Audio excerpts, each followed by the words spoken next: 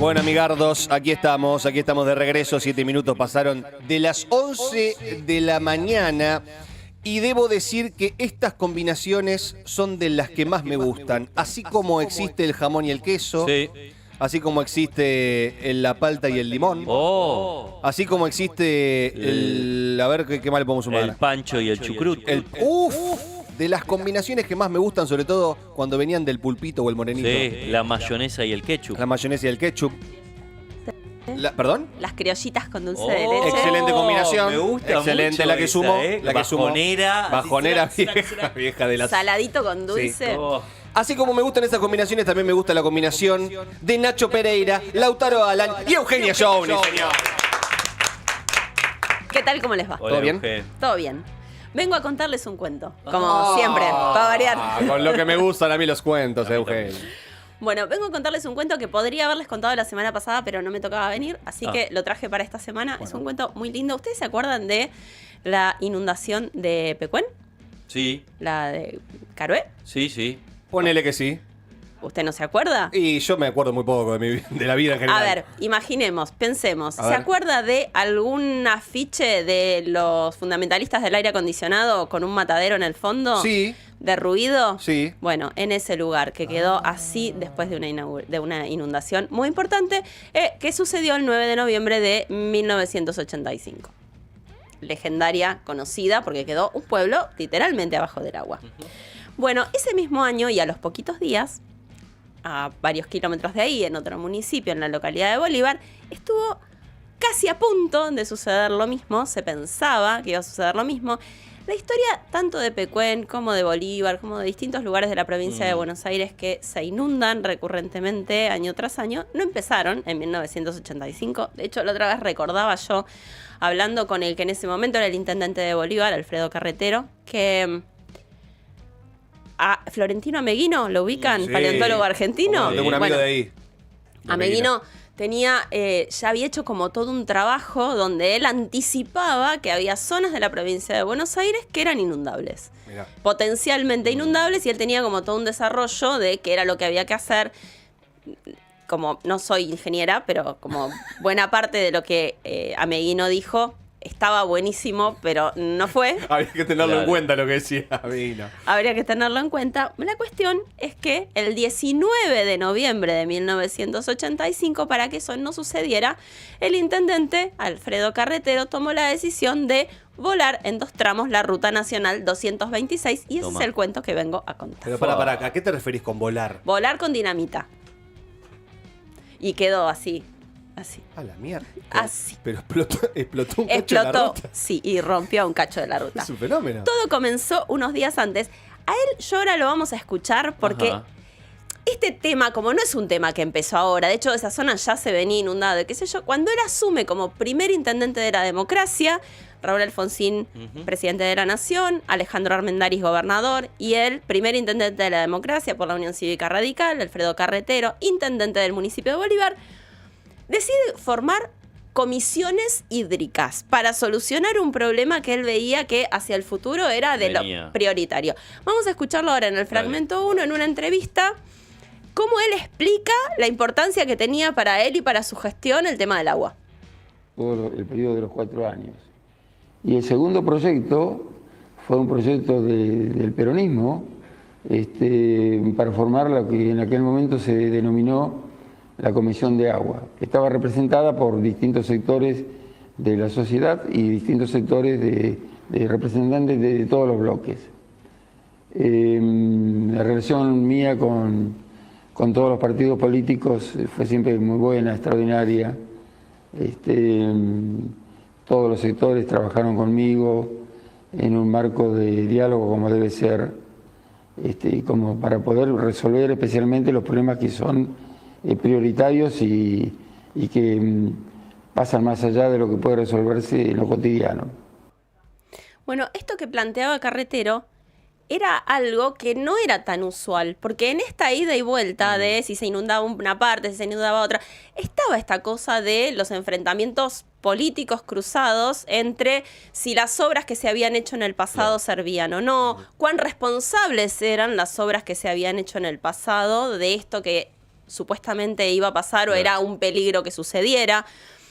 Entre distintos municipios que habitualmente se inundaban o que podían llegar a inundarse, había como acusaciones cruzadas. Lo que Carretero siempre destaca en cada oportunidad que tiene de comentarlo es que el Consejo Deliberante, que era, bueno, estaba formado por representantes de la Unión Cívica Radical, representantes del Partido Justicialista y representantes de la Democracia Cristiana, que eran como las tres fuerzas mayoritarias, si bien era la Democracia Cristiana, por supuesto, era minoritaria, pero había acuerdo para impulsar no solamente esta comisión investigadora, una comisión técnica que planteara qué era lo que había que hacer para evitar que no solamente la ciudad de Bolívar se inundara, sino toda esa zona, que es una zona muy productiva de la provincia de Buenos Aires y que los campos se inundan y terminan perdiéndose cosechas o perjudicando siembras, etc.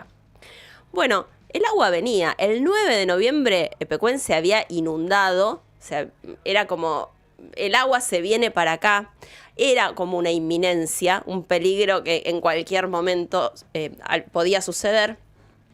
Bolívar está un poquito más abajo de un arroyo que se llama el arroyo Vallimanca, que es el arroyo que podía desbordarse eventualmente. Y lo que les preocupaba era la velocidad del agua. No tanto la cantidad, sino que el agua viniera como bajando y que mucha cantidad de agua, mucha velocidad, era muy destructiva. Entonces lo que ellos planteaban era esta ruta 226 que tiene puente y que podía llegar a generar que como si fuera un dique, necesitaban generar espacios, no tanto para que el agua drene y se fuera para otro lado, sino que efectivamente el agua pudiera disminuir la velocidad, aplacar un poco. ¿Qué pasaba? Ese proyecto había sido como muy refutado y había habido muchas discusiones con las autoridades provinciales. Se plantea algo. Primero, Armendáriz era de Saladillo y supuestamente lo que decían es el agua se va a ir para ahí.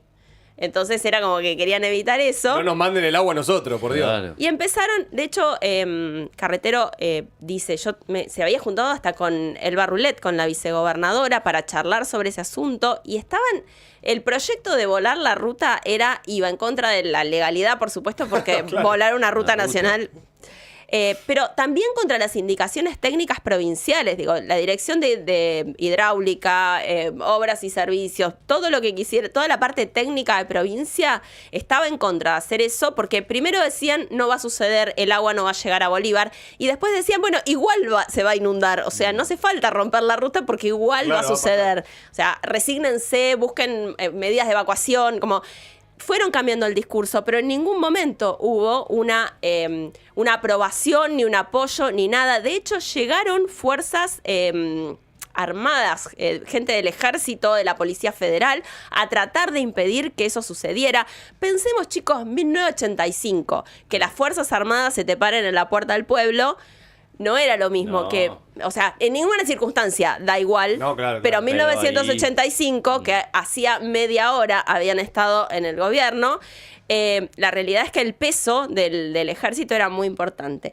Carretero no solamente contó con la ayuda o con el apoyo del arco político entero en todo su esplendor, sino que además contó con la ayuda del pueblo. Se habla de una pueblada. Digo, cuando el ejército trata de impedir que se llevara adelante la voladura, la gente fue a apoyar al intendente, fue a que el intendente pudiera llevar adelante su proyecto, confiaron en él, confiaron en que...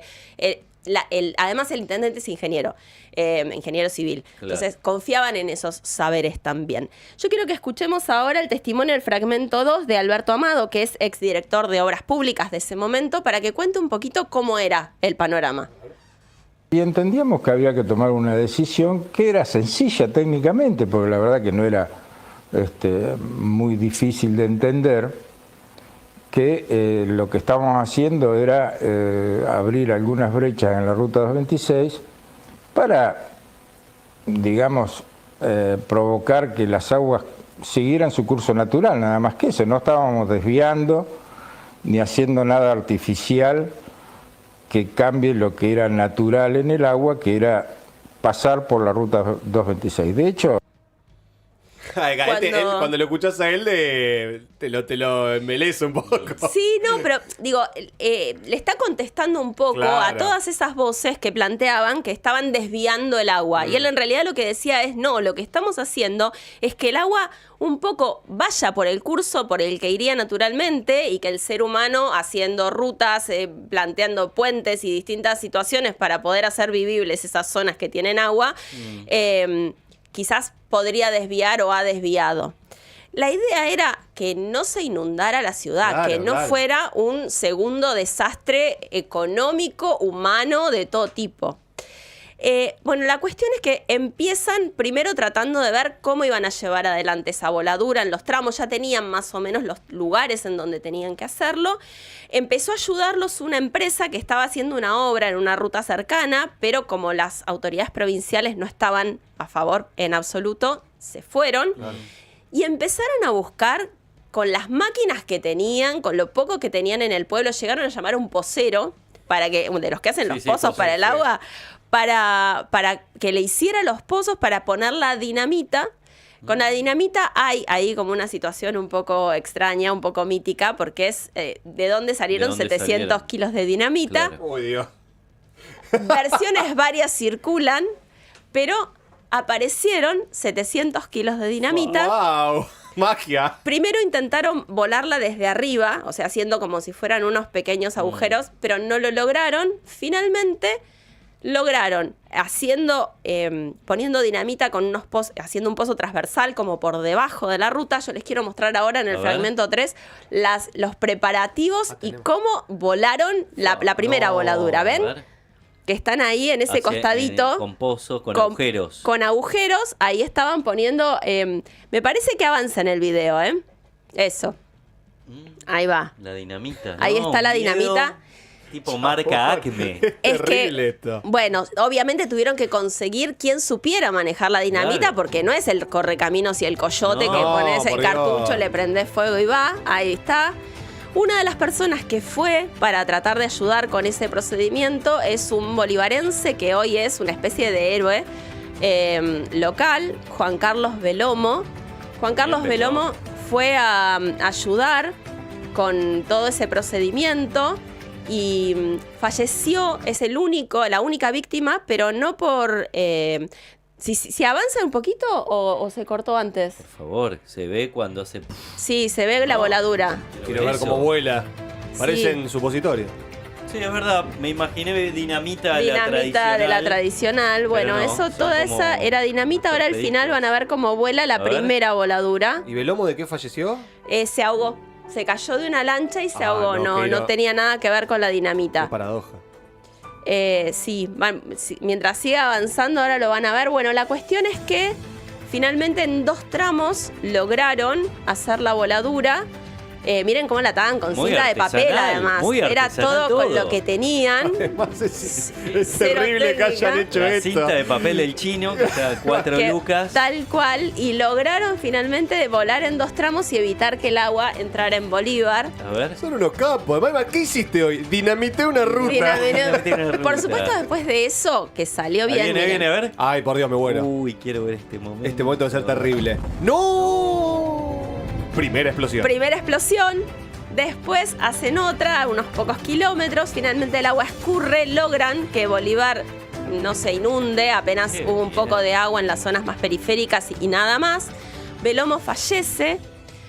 Hoy en día hay una avenida dedicada a Velomo con un monolito en Dominio. una parte de la ciudad. Lo recuerdan.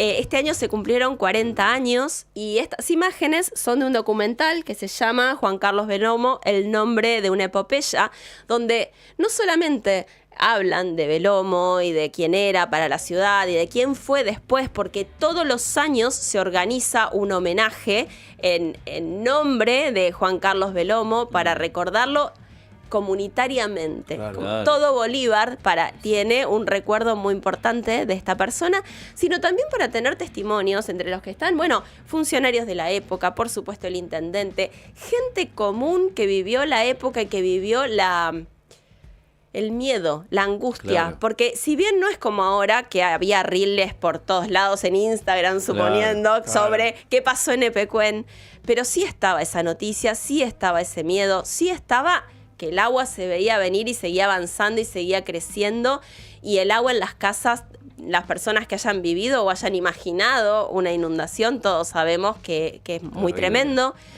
Entonces este año, el 19, la semana pasada, también coincidiendo con el aniversario de la Fundación de La Plata, se presentó este documental que está disponible en YouTube. Recomiendo mucho verlo porque tiene este valor. Digo, la gente se muere. Y quizás dentro de, no sé, 2 generaciones, Velomo sea una calle y no mucha gente recuerde quién es. Claro.